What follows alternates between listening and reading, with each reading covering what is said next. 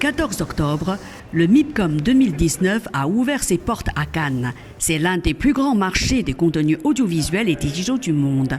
Plus de 13 000 visiteurs issus d'une centaine de pays sont attendus. Une fois de plus, la Chine aura marqué sa présence par le lancement de l'opération Focus sur la Chine.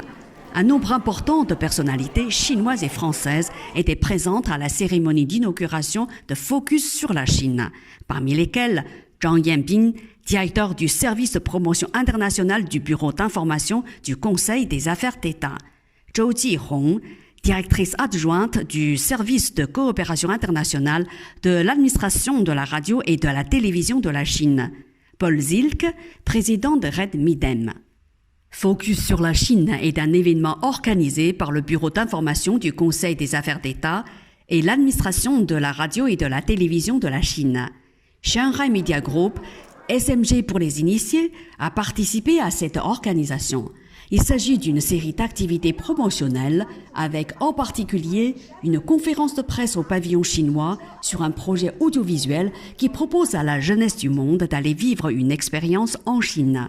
Un forum sur le secteur des contenus audiovisuels en Chine, Fresh TV China, une conférence dédiée à la promotion des nouveautés des séries télévisées chinoises, une conférence de promotion sur les séries télévisées de Shanghai, mais aussi une conférence de promotion sur les contenus de Manguo TV.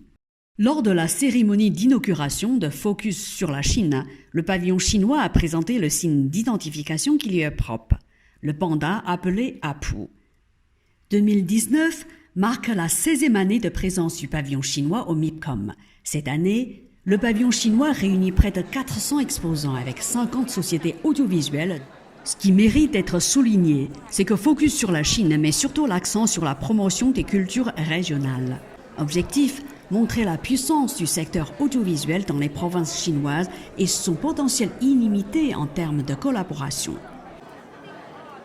Les marques représentatives de la culture de Shanghai vont pouvoir, elles aussi, offrir à leurs homologues internationaux toute une palette de contenus audiovisuels des plus attractifs, parmi lesquels la fiction Qiannan, les séries télévisées enquêteurs du milieu des affaires, Trajectoire de la jeunesse, Petite joie, Le temps c'est tout, Les beaux instants qui fuient et l'émission de variété Bravo la Chine. MIPCOM 2019 s'achève vendredi 18 octobre. C'est un reportage de Mandarin TV.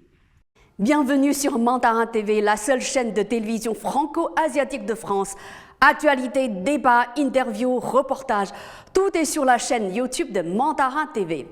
Pour vous abonner, c'est simple. Tapez Mandarin TV YouTube et cliquez sur s'abonner. Vous pouvez aussi cliquer sur la clochette à droite pour être informé des nouvelles émissions. Suivez-nous. 欢迎订阅欧视 TV YouTube 视频网站，随时随地观看中法热点事件。请输入 Mandarin TV YouTube， 点击 S'abonner， 也可点击右边的小铃铛，以随时接到订阅提示。请关注欧视 TV YouTube 视频网站。